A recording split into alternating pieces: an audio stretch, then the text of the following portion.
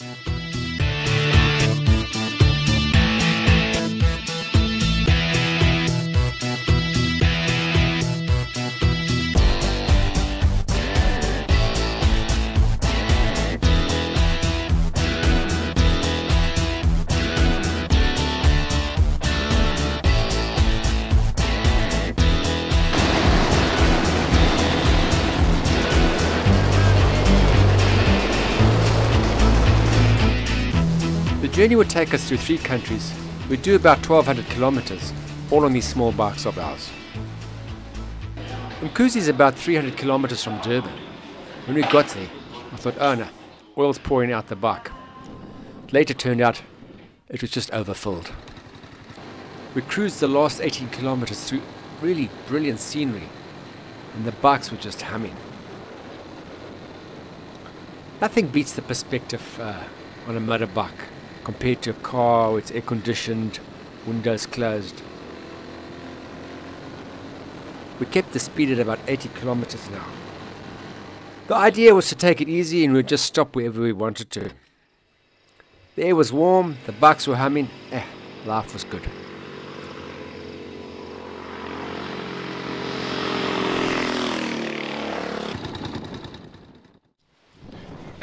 Have you seen this? Look at this, look at that. Kuzi River, I think. Now it's in that river where young motorcycling Stephen Reed took a DR500 Suzuki Classic, riding down that river and got it caught in quicksand up to there. I think that's where he made friends with the local people who eventually gave him permission to build this house. Yeah.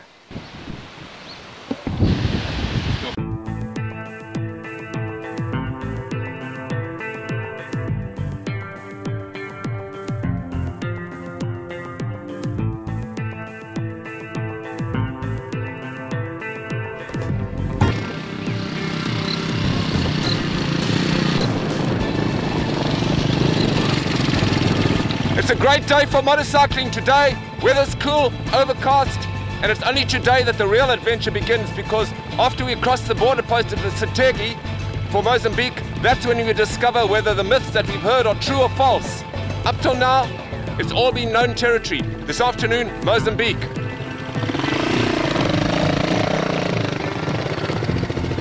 I just hope that this bike doesn't leak too much oil and we get up this lacquer hill here.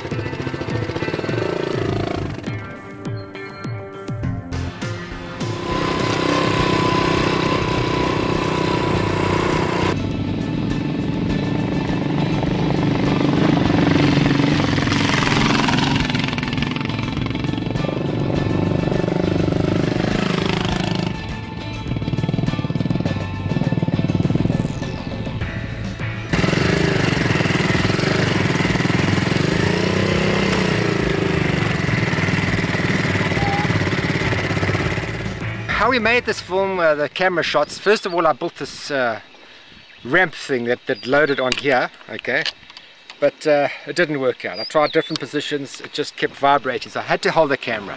Now of course the accelerator's on the right hand side, so I built a cruise control. One rubber band cut from an old tire, and you just loop it across here and you can set any speed you want. That's it. From Mkuzi it was a short stretch to the border post at Golel. We made the most of the remaining South African highways because we didn't know what we were going to get once we went into Swaziland.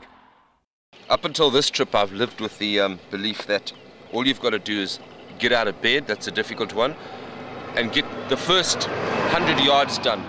I think I've lost that on this trip. I just know it's going to be great. So I can't wait to get out of bed and on the bike. I mean, look at this. We're in a bloody game reserve. There's kudus and lions and elephants, and half a day's ride from Durban. Unbelievable, man. Gee. Come on, you got a photo up. Let's take a pic. No one's going to believe this. Our big fear about Mozambique is stories of corruption, bribes, policemen demanding all sorts of money, and if you don't give it to them, you're going to get your bike searched and all sorts of shit. So we're a little bit worried about that, but what the hell? We've just got to go and find out what happens.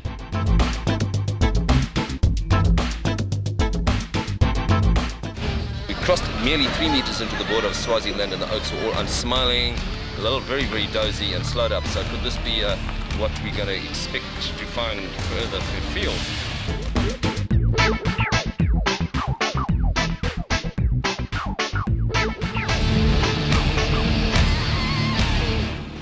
So, this is what Swaziland looks like. Not too bad, road looks new, traffic's light, the going was great.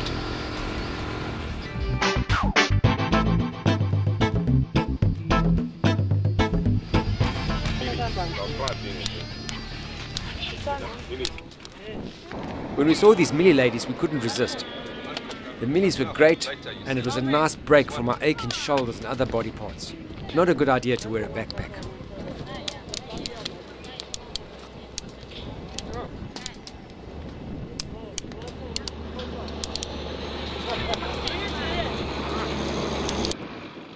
In this local bus building, we were soon forgotten for this new bunch of hungry customers. We crossed the Mozambique border without any problems. I was a little nervous, so I kept my camera hidden away.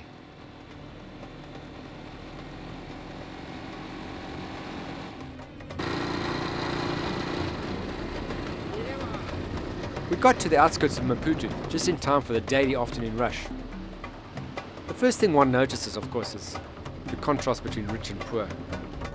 There's fancy 4x4s and then there's people trying to eke out a living on the streets. The atmosphere was slightly chaotic, but it was tempered by smiling, friendly people. Our directions were to head straight for the beach, and the main road through town looked like the best bet.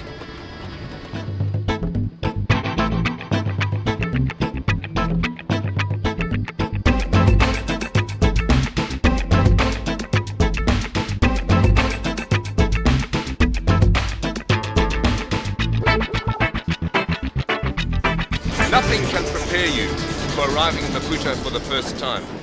No stories, they're all wrong. This is paradise. This is unbelievable, this place. We've ridden 650 kilometers to get to the Costa do Sol here. 30 yards down the road, I saw Game City. It's tree lined, there's palm trees, the people are friendly, the sand is clean, the ocean it's even got little waves. This is unbelievable, but here we are at our destination. There you go.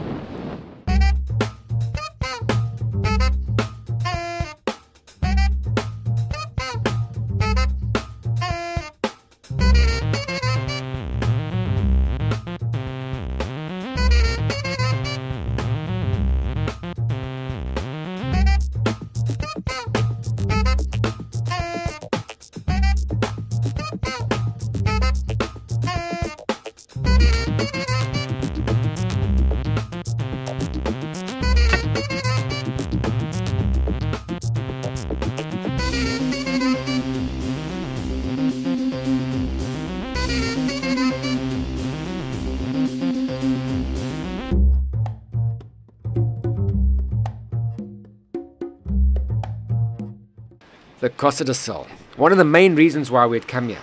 I was going to meet up with an old buddy of mine from my communal days 25 years ago.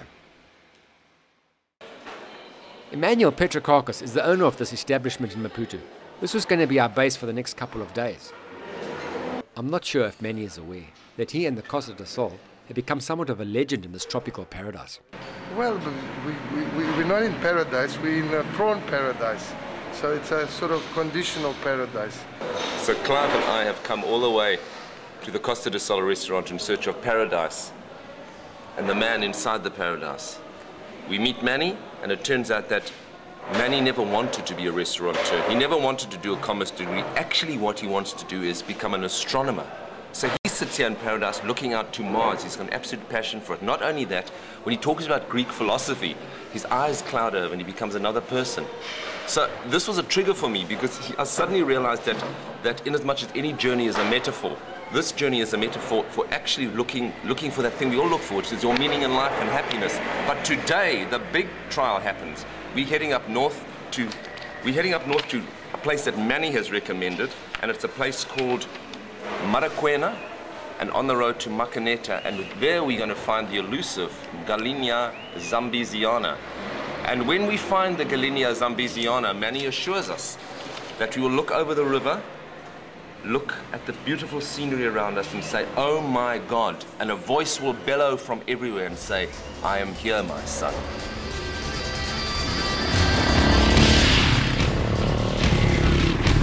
We headed north on a road with no name, and it soon became a grass track.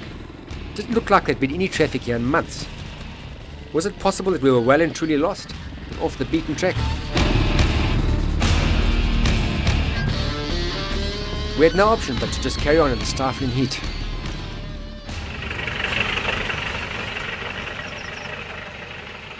What are you saying?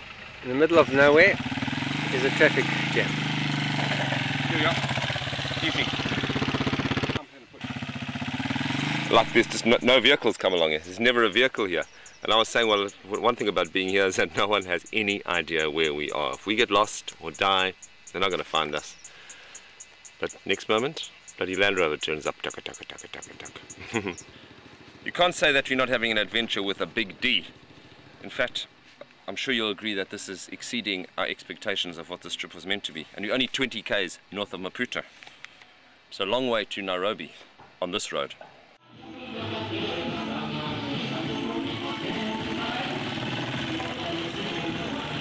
Place, eh?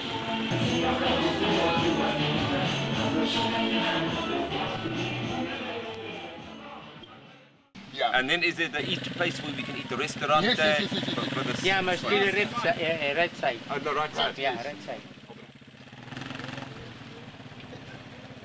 The ferry at Makaneta can be a hit and miss affair. On a good day, no problem. Other times you must be prepared to camp.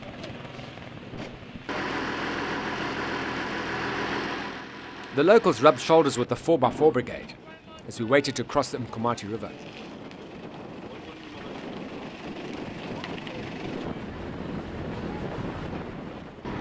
I'm sure everybody on board was a good swimmer because we couldn't see any rescue apparatus at all.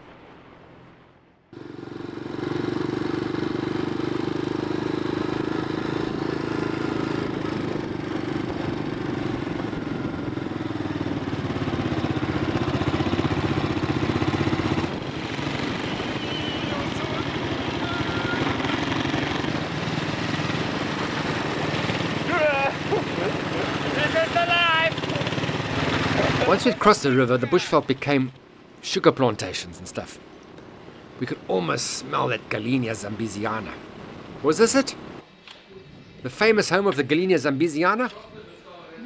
It appeared totally bereft of any tourists. Then Galinia Zambiziana. Hey? Yeah. We made it. Look at this, can you believe it? End of the road. And oh my God.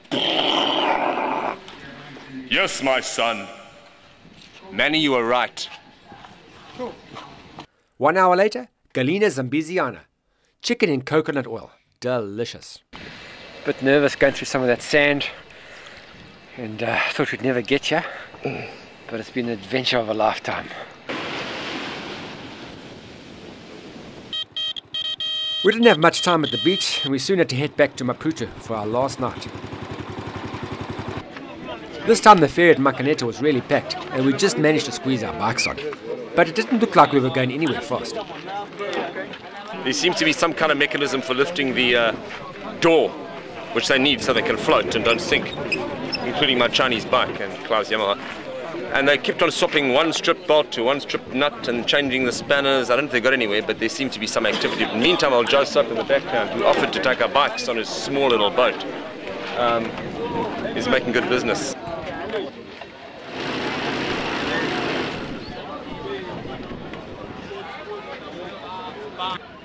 Eventually the ramp was hoisted, and off we went. No one apart from the South African tourists appeared to be bothered by the delay. It was just another day in Africa, and we were quite happy just to tag along.